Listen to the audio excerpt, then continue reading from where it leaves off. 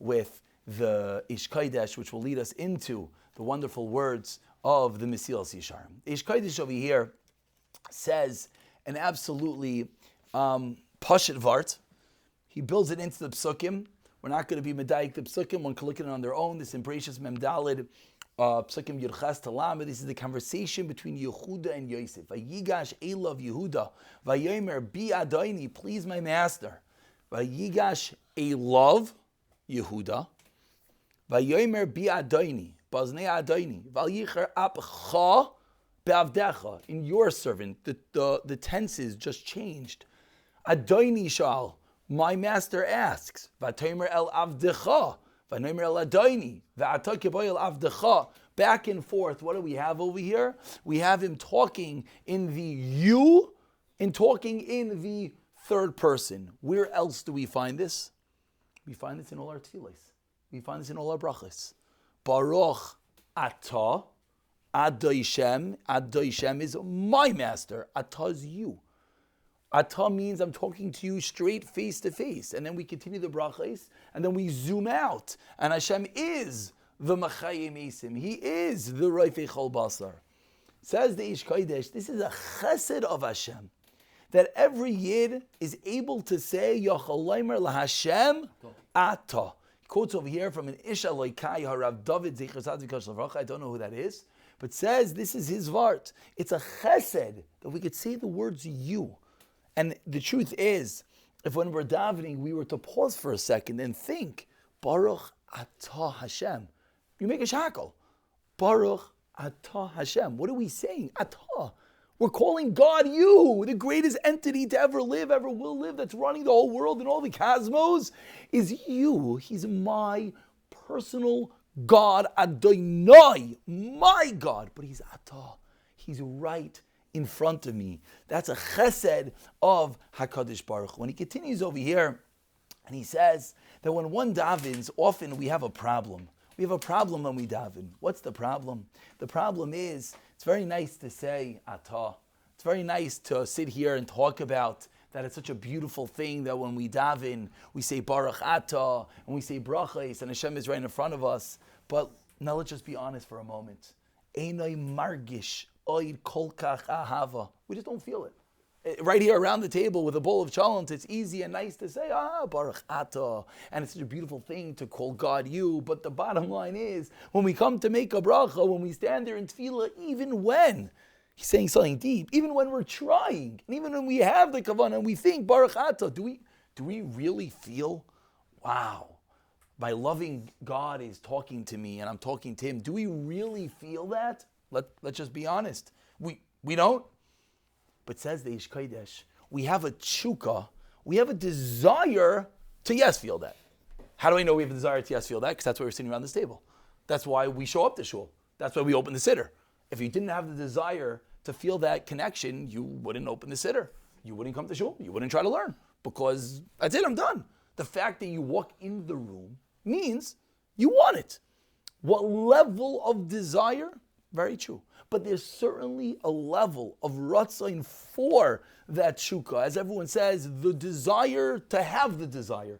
The want to want. I don't have the desire, but I would love to have it. And I think it's something that we all could certainly say. We might not have that desire, but we would love to be able to daven and feel Hashem.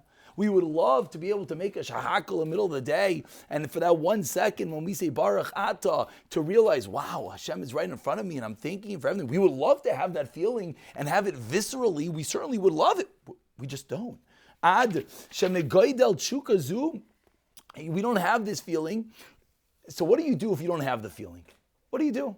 So he quotes the Beis Aaron, which is a Slonimer Rebbe, and says the Beis Aaron the following: V'ni isa b'sefer HaKadosh Beis Aaron shezeh hanes. This is a miracle. What's a miracle? Masha the pasuk says, Ki karoiv elecha hadavar me'oid. The following is very close to you, bificha, in your mouth, ubil vavcha, and in your heart, la'asaysay. Says the Beis Aaron, which is first? We would think, if we're sitting around this table, first comes levavcha, and then comes bificha. We have to have the ratzon, we have to have the tshuka, we have to have the desire, we have to have the passion, And then we could translate the belief, the desire, the passion into ata, into the mouth, into the talks. But that's not what the pasuk says. The pasuk says it's first bificha and then bilvavcha. If the pasuk would have first said bilvavcha, sheyaschel miyad believe, that first comes your heart. Mi hu asher hayayachol lischais lezeh. Who would ever be able to daven? Who would ever be able to open the siddur? If there was a prerequisite, thank you, to feel it, forget it, just shut the siddur and go straight to Kiddush. It's not happening. It's just not happening. Who would be able to do it? Aval kivan, but since sheksiv mikoidem beficha, the pasuk says no. Karvadach alone beficha. Oz afilu imaschalas hatfila einay believe. You show up to shul, you open the siddur, you're trying to daven, you don't feel it. And this is literally, let's just be honest, this is what we have every single day of our lives and every single tefillah. You don't feel it. Mikol ma'koim yedaber b'piv vilvad. Talk with your mouth. Val yidei zeh gam liba yisarer. Then you'll come to the tshuka, says the Mesilas Yesharim. That was the base iron, the Slonimer Rebbe. That was the Ish Kodesh explaining the miracle of what we're able to do in every bracha, of what we're able to do in every tefillah. Says the Mesilas Yesharim, the Ramchal. He's talking over here about zrizos. He says, Isbainin oid. Think about it a little bit more. Shekamosha zrizos. Here. Kimisha margish atzmei b'maisa mitzvah. No, I'm sorry. Let me go back one more line. Let's just read a drop more. V'amna nitzvayin neidod. Shekamosha zrizos. I'm sorry. This part isn't even clear, so I'm going to just read it from here. Ulam. Ha'adam asher ein hachemda hazois lehetes b'karoi. The person who does not have this fire burning within him. He just finished talking about zrizos, and you have to do mitzvahs with zeal, with alacrity, and he spoke about doing, number one is to get off the couch, number two is to start the mitzvah, number three is to complete the mitzvah, and each one of those stages, he explains, is impossible. Each one of those stages, our teva, our body, our physicalities, fights us at every single stage. Fights us, don't get off the couch. We finally get off the couch, don't start the mitzvah. You finally open the Gemara, pull out your phone, don't learn. You finally start learning. Your mind gets distracted with something else. Each and every stage, says the Mesilas Yesharim, you need zrizos. You need a push and you need a fight, because your body is kaved, is heavy, just wants to relax, just wants to be, doesn't want to get up. But when you get up, but says the Mesilas Yesharim, but now what happens when you just don't have the desire? You don't have that ratzon. You don't have that fire. It's not loy hetes by karoi. You're not on fire. Eitza taivihi. Loy, I'll give you an eitzah. Sheis daris b'rtzainai. You should consciously choose. I have zero desire right now to learn. Okay, I'm now going to make a decision, even though I don't want to do it, Kidei, so that sheyimashich mizeh, it should be drawn from this, shativolid boyachemda bateva. Then through that, the inner fire will come. Ki tenua hachitzayna me'oireres hapenimius. Says the Beis Aaron, that's the nace. You don't have the fire. You don't have the passion. You're stuck in the couch. You can't get up. You open the siddur. You don't feel Hashem. Just beficha. Say the words. Try. Give a little bit of an external show, says the Mesilas Yesharim. Your outward actions are ma'oirer the penimius. And we know that it's true. But the hard part is the avodah to do it. So what we have to do is, we learn from Vayigash Elav Yehuda, this incredible conversation between Yehuda and Yosef HaTzadik. We understand, firstly with our mind, intellectually, that what are we doing? We're saying Baruch Atah. We're talking to Hashem like He's our friend. Adonai, my personal God. Mine, not yours, and not yours. It's true. You also have that same personal God, and you also do, but I do. I'm standing there, and God is right there, right in front of me, like the Mesilas Yesharim elsewhere teaches, and I'm able to talk to Him. Ata. I'm able to talk to Him. And then we have to figure out ways to have that conversation. It's difficult. We all know that. Sometimes, someone mentioned to me recently, sometimes it's easier when you're not with a minyan and you're just open the siddur and daven. And I've heard this from so many people. Someone told me COVID was my best tefillas. It was my best. I was just able to just daven. I didn't have the minyan and the pressure, and we all know, sometimes the minyan helps us. And of course, what I'm saying is not, we should not follow. Anyone who's been learning Tkaz L'Sharim B'Tefillah, we learn from Yaakov Avinu that you always need this chus hatzibur.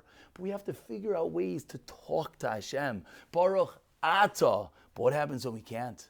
What happens when we can't? Says the Beis Aaron. At that moment, we have the nace. It's an absolute miracle, he says. Says Mesilas Yesharim, you can't do it. You're trying and you're learning, but you're just stuck in the couch. You want to have it. We have the want to want. We have the desire to start, but we just can't do it. So what do? Do it without the desire.